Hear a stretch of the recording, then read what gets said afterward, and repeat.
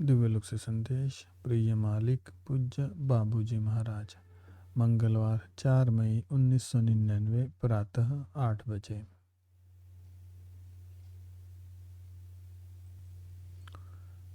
खुद के अंदर जाओ मेरी बिटिया, स्वयं को अलग करने की कुछ क्षमता पैदा करो।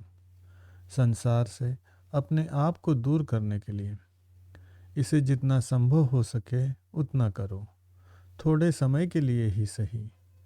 इस तरह से तुम हमसे जुड़ा हुआ महसूस करने की अभ्यस्त हो जाओगी।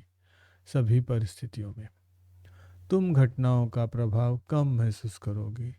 तुम्हारे पास एक सूक्ष्म और प्रभावशाली, लगभग स्थायी कवच होगा। तुम भी काम करने का यही रास्ता अपनाओ। यह तुम्हें बाहरी थकान एवं तनाव से बचाएगा। वे इस संसार में विभिन्न रूपों में होते हैं। इनमें से कुछ घातक होते हैं और तुम्हें गहराई तक प्रभावित करते हैं। जब भी आवश्यक हो तुम्हें इस दृढ़ शिविर में वापस आ जाना चाहिए।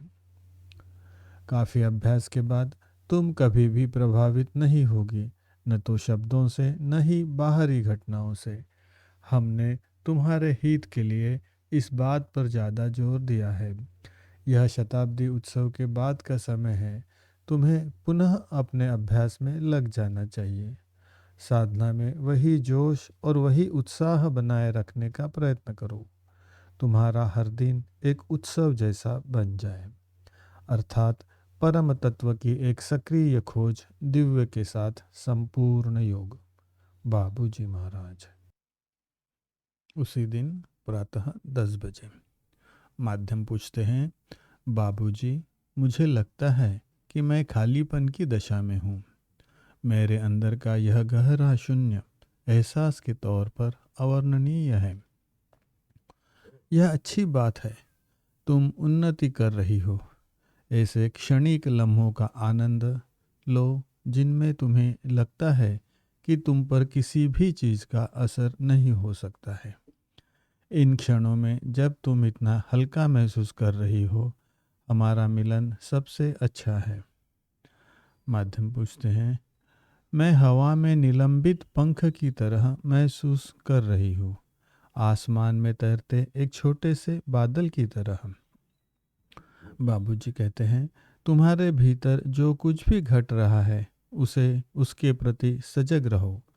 इसे व्यक्त करने से डरो मत। यह एक दिन दूसरों की सहायता करेगा। माध्यम कहते हैं, बाबूजी, लेखिका और प्रायोगिक वस्तु, यह दोनों ही एक साथ होना असली आशीर्वाद है।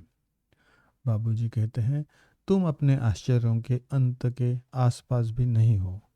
जैसा कि मैंने कल तुमसे कहा था, वह सब कुछ जो तुम महसूस कर रही हो उसका बड़े ही ध्यान से निरीक्षण करो। अपनी त्वचा बदलने से कुछ देखने योग्य परिणाम होते हैं। हमसे संपर्कों के बाद स्वयं पर हुए प्रभाव को लिखो। तब तुम चीज़ों को ज़्यादा स्पष्टता से देखोगे।